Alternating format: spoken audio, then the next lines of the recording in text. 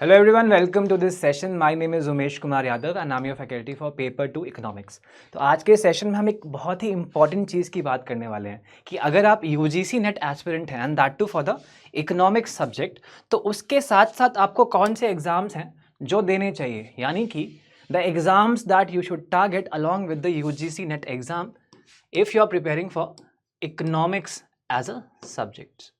Because क्योंकि अगर आप UGC नेट इकोनॉमिक्स की तैयारी कर रहे हैं, यानी कि आप हाईएस्ट लेवल की इकोनॉमिक्स पढ़ रहे हैं, तो और जितने भी एग्जाम्स हैं जहाँ पे इकोनॉमिक्स पूछी जाती है स्पेसिफिकली, जैसे आपका इंडियन इकोनॉमिक सर्विसेज हो गया,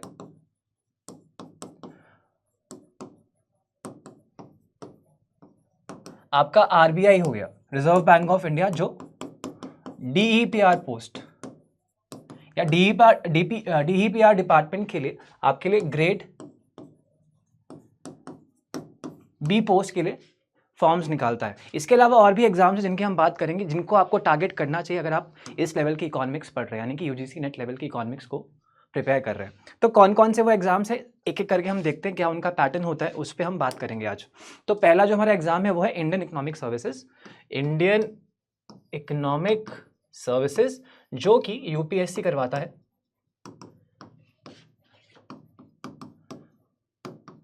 कंडक्टेड बाय UPSC। तो इस एग्जाम की जो एलिजिबिलिटी है, उसकी एलिजिबिलिटी में ही आपको MA इकोनॉमिक्स या MSc इकोनॉमिक्स किया होना चाहिए, यानी कि आप मास्टर्स के स्टूडेंट रहे हैं इकोनॉमिक्स के, तो आप इस एग्जाम के लिए एलिजिबल है। ये स्पेसिफिक एग्जाम है जो इकोनॉमिक्स स्टूडेंट्स के लिए ही करवाता है UPSC। तो इसका जो पैटर्न है उसको देख लेते हैं। आप इस एग्जाम की तैयारी कर सकते हैं, आप इस एग्जाम में अपीयर हो सकते हैं अगर आप UGC नेट इकोनॉमिक्स की तैयारी कर रहे हैं। तो इसका पैटर्न देख लेते हैं। तो बेसिकली दो पार्ट्स में एग्जाम होता है। एक होता है आपका रिटन एग्जाम, एक होता है आपका इंटरव्यू। ऑलराइट, तो रिटन एग्जाम्स में ये 3 दिन का एग्जाम होता है। तो पहले 2 पेपर्स में आपसे इंग्लिश और जनरल स्टडीज के क्वेश्चन पूछता है। दोनों पेपर 100 मार्क्स के होते हैं। इसके बाद आपके 3 पेपर जनरल इकोनॉमिक्स के होते हैं, जिसमें आप वो सारी यूनिट्स जो आप UGC नेट के लिए तैयार करते हैं वो सब आपको यहाँ पे वो पूछता है। 3 पेपर आपके जनरल इकोनॉमिक्स के होते हैं।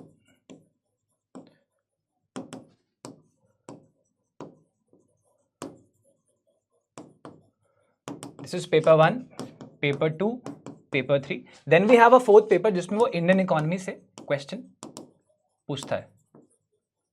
ये सारे टॉपिक्स वही टॉपिक्स हैं जो आप अपनी UGC नेट की प्रिपरेशन में तैयार करते हैं। सारा सिलेबस वैसा ही है, फर्क सिर्फ ये है कि ये पेपर जो है डिस्क्रिप्टिव होता है, और ये सारे पेपर्स जो हैं आपके सब्जेक्ट के 200 मार्क्स के होते हैं।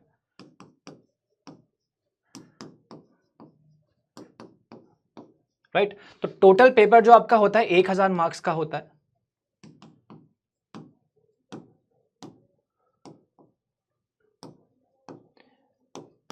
एंड इन 1000 मार्क्स में से आपकी मेरिट तैयार होती है और उन बच्चों को इंटरव्यू के लिए बुलाया जाता है। फिर आपका इंटरव्यू जो होता है वो भी 200 मार्क्स का होता है। एंड इन सभी मार्क्स को जोड़ के आपकी फाइनल मेरिट तैयार होती है। तो ये आपका एकदम इकोनॉमिक स्पेसिफिक एग्जाम है। जो लोग इकोनॉमिक्स में मास्टर्स कर चुके हैं सिर्फ वो ही एलिजिबल होते हैं इस एग्जाम के लिए। तो this is the exam that you can target along with your UGC net exam. अगले एग्जाम की बात करते हैं। यह है आपका RBI, reserve bank of India, grade B in department of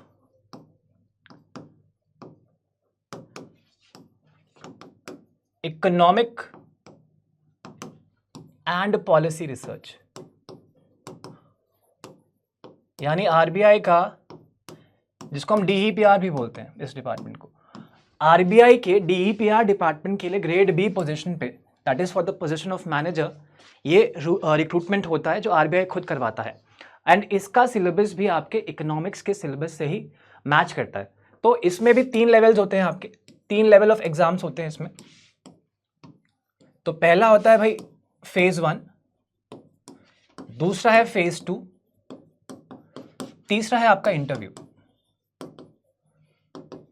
phase 1 में आपका एक प्रीलिम्स का पेपर होता है जो ऑब्जेक्टिव होता है, एंड एक इंग्लिश का पेपर होगा जो डिस्क्रिप्टिव होता है। सिमिलरली फेज 2 में आपके दो पेपर होते हैं, दोनों ही इको के पेपर ही होते हैं, इकोनॉमिक्स के पेपर ही होते हैं। फर्क सिर्फ ये होता है कि यहाँ पे ये पेपर जो है वो डिस्क्रिप्टिव होते हैं, ये पेपर आपके डिस्क्रिप्टिव होंगे। आपको क्वेश्चंस जो है वो स्क्रीन पे दिखाई देंगे, कंप्यूटर स्क्रीन पे, और उसके आंसर्स आपको कॉपी पे लिखने पड़ेंगे।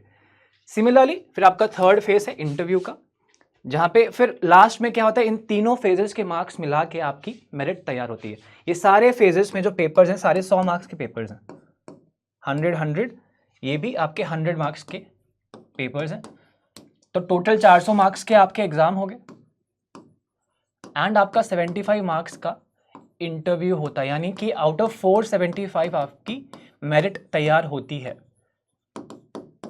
तो देखा जाए तो इसमें इंग्लिश और इकोनॉमिक्स ये दो ही चीज़ें पूछ रहा है वो। इकोनॉमिक्स का वेटेज सबसे ज़्यादा है, और अगर आप तैयारी कर रहे हैं यूजीसी नेट इकोनॉमिक्स की तो आराम से इस एग्ज़ाम की भी प्रिपरेशन या इसको दे सकते हैं साथ में। काफ़ी अच्छी जॉब है आरबीआई की, राइट। तो this exam is something that you can target along with your UGC net preparations. तो हमारे दो एग्जाम्स हो गए, ये आपके मेजर एग्जाम्स थे जो आप इको की तैयारी के साथ साथ इनको दे सकते हैं, जिससे आपको डायरेक्टली जॉब मिलेगी, दैट टू गवर्नमेंट जॉब। इसके अलावा सिमिलर पैटर्न्स में आपका सेबी और नाबार्ड, सेबी एंड नाबार्ड भी एग्जाम करवाता है फॉर स्पेशलिस्ट पोजीशंस। जैसे कि सेबी के अंदर इनको हम बोलते हैं रिसर्च पोस्ट, और नाबार्ड के अंदर स्पेशलिस्ट पोस्ट के नाम से ये सीट्स आती हैं। तो इनका पैटर्न भी आप एक बार चेक कर सकते हैं, इन एग्जाम्स को भी आप दे सकते हैं। ये भी आपके स्पेसिफिकली इकोनॉमिक्स के बच्चों के लिए ये सीट्स निकलती हैं। तो ये टोटल हमारे पास चार ऑर्गेनाइजेशंस हो गए या 4 एग्जाम्स हो गए, जहां पे आप बैठ सकते हैं एग्जाम में और इन एग्जाम्स को क्रैक कर सकते हैं, बिकॉज इनका सिलेबस आपके यूजीसी नेट सिलेबस से हूबहू मैच करता है। जितनी इकोनॉमिक्स आप वहाँ पे पढ़ रहे हैं वही आप यूज़ करके इन एग्जाम्स को भी क्लियर कर सकते हैं। और इसके अलावा आप गेट का एग्ज़ाम भी दे सकते हैं। तो गेट एग्ज़ाम देने के फ़ायदे ये हैं कि एक तो इसके थ्रू भी आप एलिजिबल हो सकते हैं पीएचडी करने के लिए, आईआईटीज़ में, और काफ़ी सारे इंस्टीट्यूट्स हैं जैसे आपके आईआईएम्स भी हैं जो गेट के स्कोर को एक्सेप्ट करते हैं। एंड इसके अलावा आप डायरेक्टली आपको जॉब मिलती है पब्लिक सेक्टर यूनिट्स में, यानी कि जिनको हम पीएसयूज बोलते हैं। तो अगर आपकी रैंक बहुत अच्छी है इस एग्जाम में तो आपको डायरेक्टली जॉब मिलती है पीएसयूज में। तो this is also an exam that you can target. तो GATE that is specifically for the economics subject. इसके अलावा और कुछ एग्जाम्स हैं, जैसे कि आपके पीजीटी लेवल के एग्जाम्स हैं, यानी कि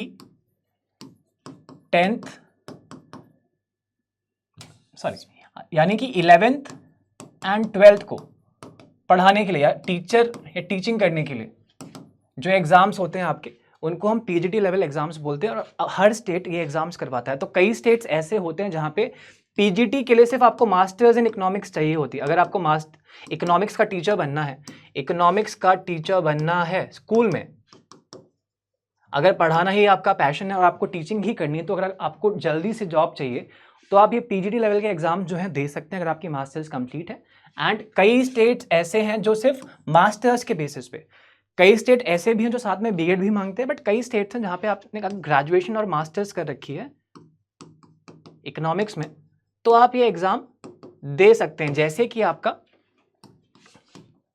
दिल्ली स्टेट है, आपकी यूपी में भी, उत्तर प्रदेश में भी आप बिना बीएड के इन एग्ज़ाम्स में अपीयर कर सकते हैं अगर आपने मास्टर्स अपनी कंप्लीट करी है इकोनॉमिक्स में।